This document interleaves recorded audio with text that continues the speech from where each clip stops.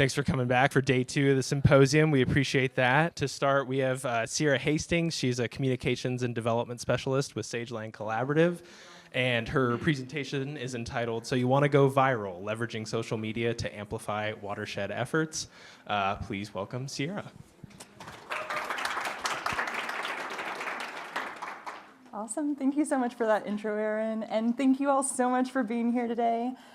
If you know me, you know I cannot stop talking about social media, so I'm thrilled to be sharing it with y'all here today. Before we dive in, I really just want to give you a little bit of background about myself and how we got here today. In 2021, I was working part-time at an outdoor retailer, and I was really just building up my photography portfolio and living my life. I think in a post-COVID world, a lot of us were just trying to reconnect with nature and get outside as much as possible, and I was no exception. So I started volunteering on a bunch of different stuff. I volunteered with Cottonwood Canyons Foundation, and one day I stumbled upon building beaver dam analogs with Swanner Preserve and Sageland Collaborative. I was like, what? No idea what I was walking into, but I showed up, they gave me some waders, I got in a stream, and I fell in love, as you know if you've done it, which I bet a few of you have. So I fell in love, I volunteered as much as I possibly could. I was addicted. So when a communications position opened up in 2022, I was over the moon. I was like, this is for me. I applied, I didn't get it. 6 months later, they were like, do you still want the job? I'm like, I sure do. So I started working part-time, and I was mostly in charge of the social media. I was supporting our communications director who was getting her master's degree, and I was like, nonprofit social media? That's weird. It's a wild place. I've done social media for businesses before. Nonprofit world is a whole different ballgame. So I was like, okay, we're diving in, we're doing this. There's no shortage of great content, so I had a lot to work with. That said, it took a lot of time to get there. We built up, we adjusted, we pivoted more times than I can count, and don't look back 2 years ago on our account because it's rough. But in the meantime, we have built up an audience of 6,500 plus folks in our community who care about wildlife and land conservation, which is pretty cool. But why are we doing this? What does it matter? Every morning I watch the news, and it seems like there's constantly stories about the state suing TikTok or banning another app, and it's valid. Like, social media can cause negative impacts on the mental health of youth and children. So why would we want to be part of that? Why would we want to contribute? We don't. We want to be a force for good. I look around this room and I see a bunch of really great people who are doing incredible work for our environment, for our watersheds. And that's what we can put out there. We can cultivate community, we can inspire people, and we can engage followers in this work. I got started here because I came across Sageland on social media. And that's how a lot of people get here. Social media is often the first interaction that people have with your organization. They're not going direct to your website. They are not coming immediately to a volunteer event. They're looking at your social media. And what they see on there determines how much they care, if they want to be involved, and if they want to give to you, which it's year-end appeal time, and we know that matters. But when we're looking at social media, there are dozens of options. We know them all. We hate to use them. And I don't think your organization should be using all of these platforms. That would be wild, especially when you may not even have someone dedicated entirely to socials. So each platform has its purpose. Pick the ones that fulfill your organization's needs. Our top 3 are Instagram, LinkedIn, and Facebook. These are where the majority of our community is at, and it's a manageable thing for me as a social media manager to tackle. I can't do more than that. I don't know if anyone can do more than that. If you can, I love it. If not, that's okay. Show up where you can and show up well. Quality over quantity on social platforms is always the key. You're not going to want to post the same exact thing across 10 different platforms. That would be wild. So pick 2 or 3 and do it really well. And be consistent. If you're showing up in these places once a month, you're not going to latch onto that community. However, if you're showing up 2, 3 times a week, people start to see your name, they recognize your brand, and then they can care. I like to say that your social media is not a vending machine. You cannot put $1 in and immediately get $1's worth back. Your social media, and I apologize if I can't say this in Utah, but your social media is a slot machine. You're putting in a quarter at a time, you're hooked, you're addicted, and one day you are going to hit the jackpot. And then it's all up from there. Now we're talking about the fun stuff, the content. There's a lot of fun ways to use your work to create really engaging content. In the past few years, we've really seen an influx of social accounts in the natural resources world that are creating wacky, wild, crazy content. Zion National Park Service, above and beyond. Washington DNR, anyone know them? Incredible. Milwaukee Public Library, not national resources, but they started me on this, and of course, U.S. Fish and Wildlife. These are all really incredible accounts for you to follow to get inspiration from because they are setting the standard for how you can do social media in a really fun and unique way. But do it your way. With content, if you're doing socials, you need to always be creating. And that sounds exhausting, and it can be. However, your community is going to be your greatest asset. I am so fortunate to have a staff who believes in our social vision and is always down to get a little bit silly for a reel. And also, I ask them to go out into the field and get content for me because I cannot be everywhere all at once. So if our stream team is going out on a riverscape day, I ask them, hey, can you grab a photo? Can you take a video? Send that to me, I can use it. You don't need to be everywhere all at once. You can't be. It's impossible. So use your community and your audience will get to know your community and then it's all great. You're also going to want to know your platform. Each platform, as I mentioned, has its own purpose, and they all have their own really weird and unique quirks. One of the big ones I see is on Instagram. You cannot put a link in the caption. It's not possible. You also cannot scan QR codes on a graphic, and you cannot click a link on a graphic. On some platforms, you can. So taking a few minutes to create different graphics for your different platforms is huge because the backends of these apps, they can read that. They know a QR code, and they know I can't use that QR code as an app. So avoid QR codes. Save it for your print media and use your link in bio on Instagram. It is a huge tool, and I'll cut down to here, prioritizing your in-app tools. These apps want you to spend time on them. They love it. They're like, Sageland is on here 2 hours a day? They're like, great, let's reward that. So when you are on the apps, when you're creating a reel, create it in Instagram.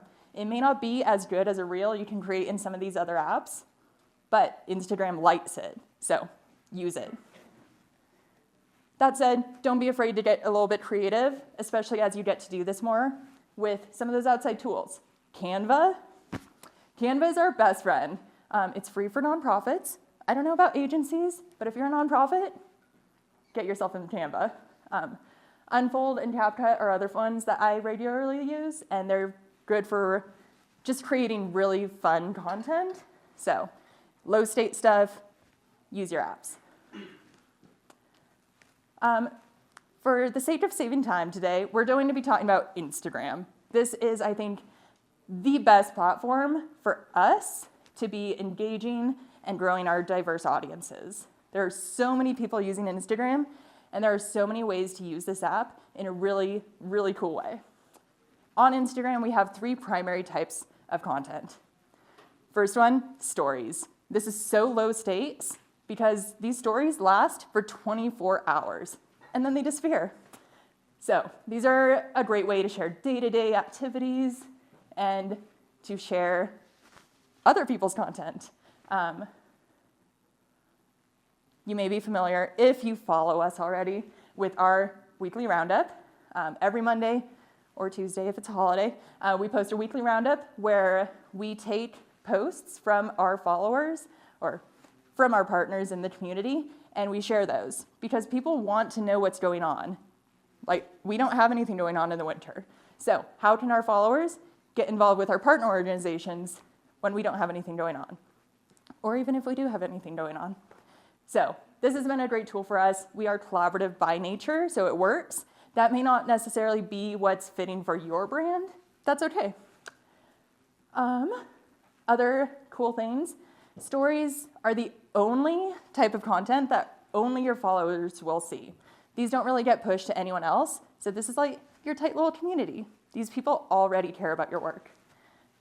And some fun ways to really elevate your stories and make sure that they get the most traction are to create highlights. This is a way to ensure that your stories don't disappear after 24 hours. So you can create highlights on your page that exist as long as you want them to. And we save our weekly recaps here for a week. If we're doing fun project work, we save that under a project one. Really, you can do anything with this.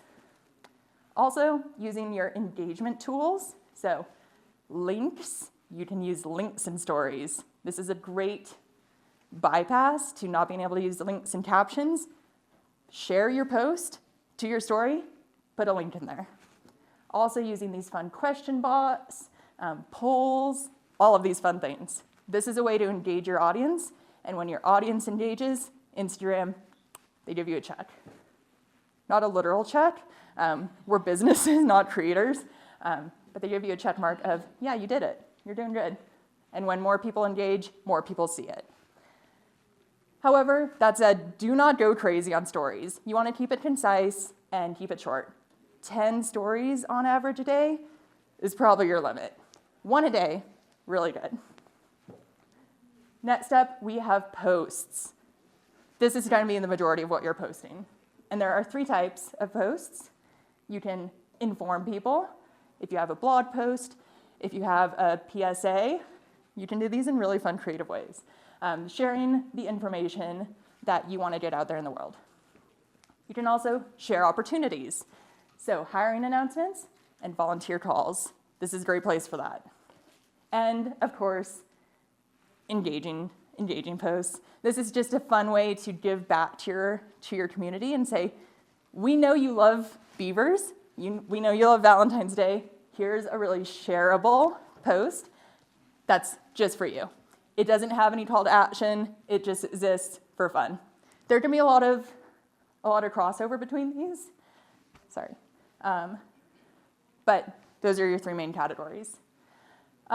Similar to stories, posts are mostly going to reach your followers. However, they can show up to other non-followers, primarily followers though. Fun ways to make your content stand out. Instagram tells you what they like.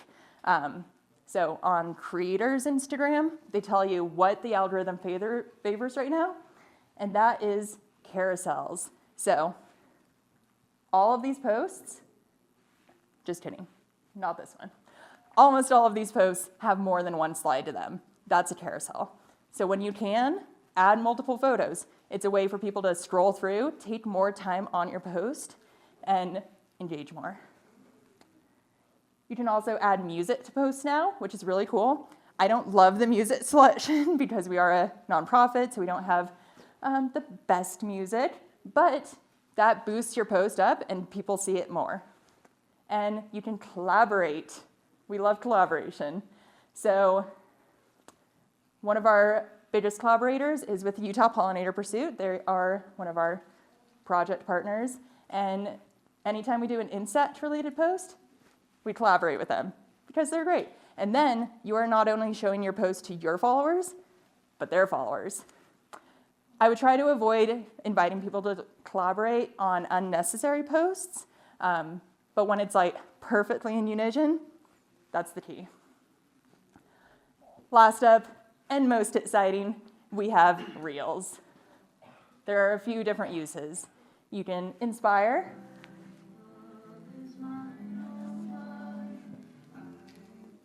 you can inform,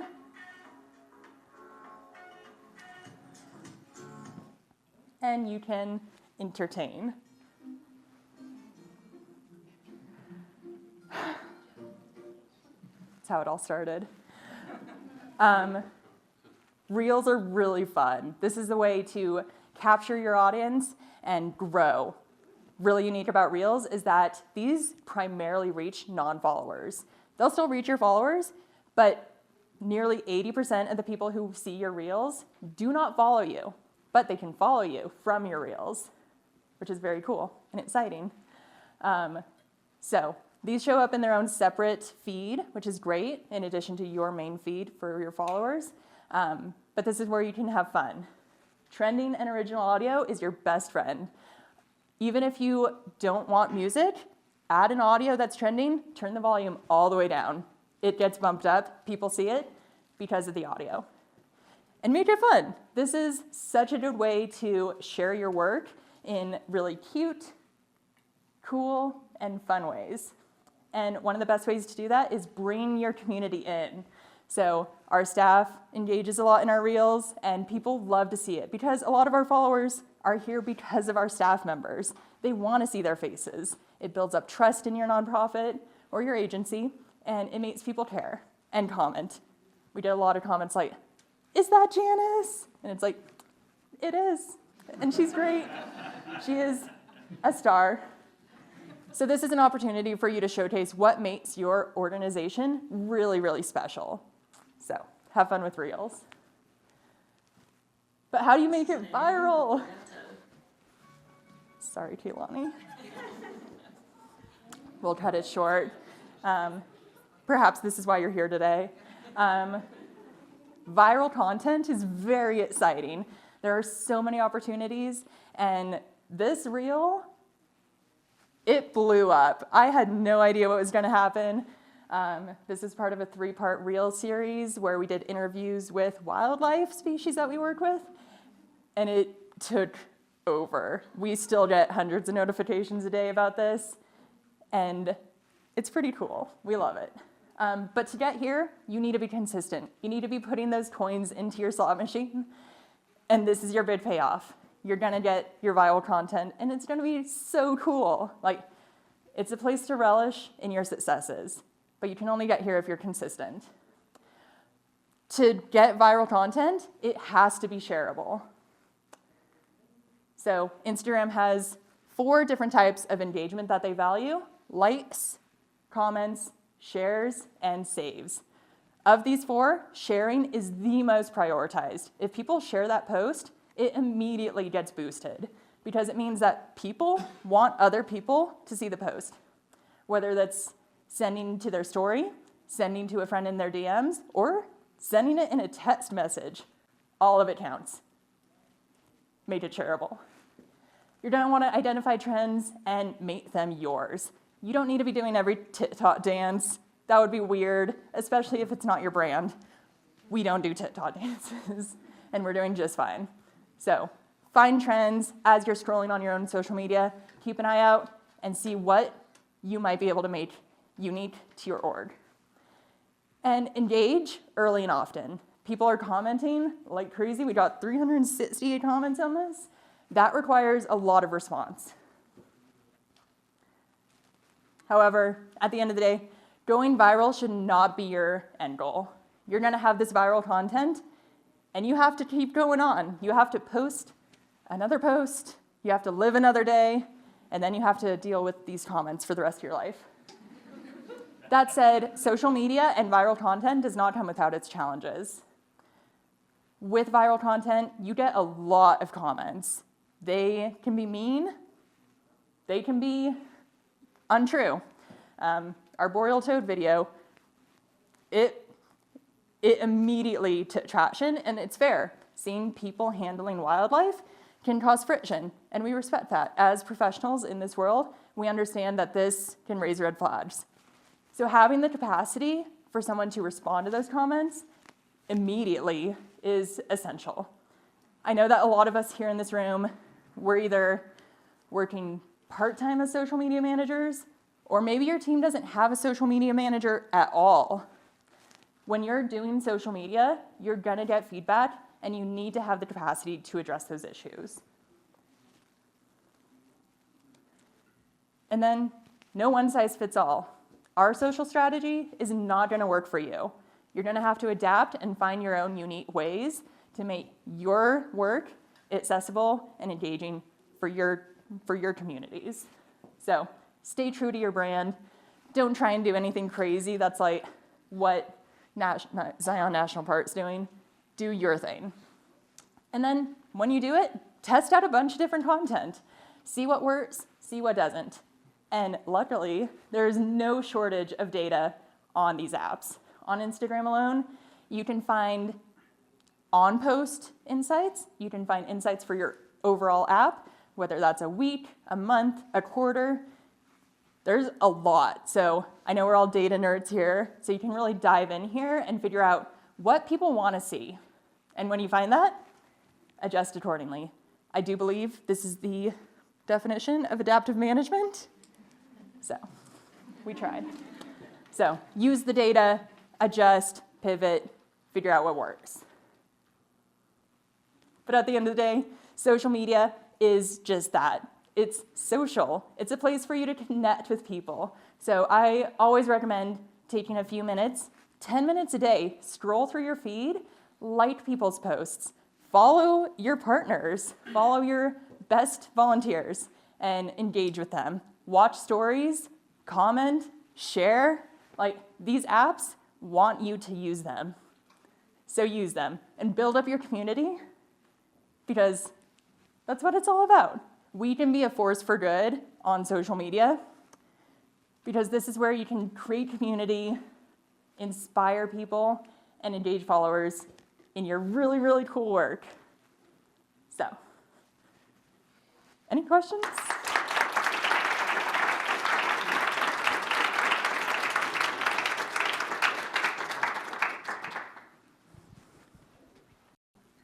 That was great. Thank you very much. Thank you. I'm Scott with Trails Utah, and I had 3 questions, but you don't have to answer them all. I'll just go rapid fire for them. What's your process for getting creative in like a CapCut and then going to IG and making it? Where do you see in Instagram what it's favoring? And have you seen any advantages to posting natively versus like a Meta Business Suite and customizing on there? These are really great questions. Thank you. So your first question, CapCut. So our most recent post, the new boreal toad reel, this one was actually primarily made in CapCut. We took an audio from Instagram that kind of worked for us, and we broke it apart in CapCut. So you can extract audio there, you can piece it, and you can add video or audio from your own videos, which is what we did to take those boreal toad sounds and add it into there. It's also a great place to cut together videos that may be a little bit trickier in the Instagram Reels app. This is always a huge risk, because I've found that creating content in outside apps, even like using TikTok to edit, which TikTok is so much easier to edit videos. But when you do that, I've found that Instagram does not like that. So that's a good way to use it. It's definitely worth playing around, because there's so many great things to do in there. What was the next one? Where are you seeing in Instagram what it's favoring? Yeah, so on Instagram, you can see what's being favored. If you follow Adam Masori, he is the creator of Instagram. He will often do little reels telling people exactly what is happening with the algorithm. That's how we know that carousels are being favored. That's how we know that it's good to add music, even if it's not trending, to your posts, to your static posts. And also following the creators, it's just @creators. This is a place for primarily like creators on Instagram to go to figure out what works and what doesn't. So these are all really great in-app resources. Third one. Advantages to like natively posting versus like a Meta Business Suite? Yeah, definitely. We personally use Hootsuite to schedule out our posts. However, sometimes we will schedule Reels, you have to schedule in the app, and that works just fine. The only thing that I would say is try not to post live. Find times that really work for you. Creators recently shared that 5 a.m. across the week is the best time to post. So do with that what you will. I posted our Toad video at 5 a.m. and it's doing well, so I guess Instagram's right. But I haven't found any advantages to using native or a scheduling app.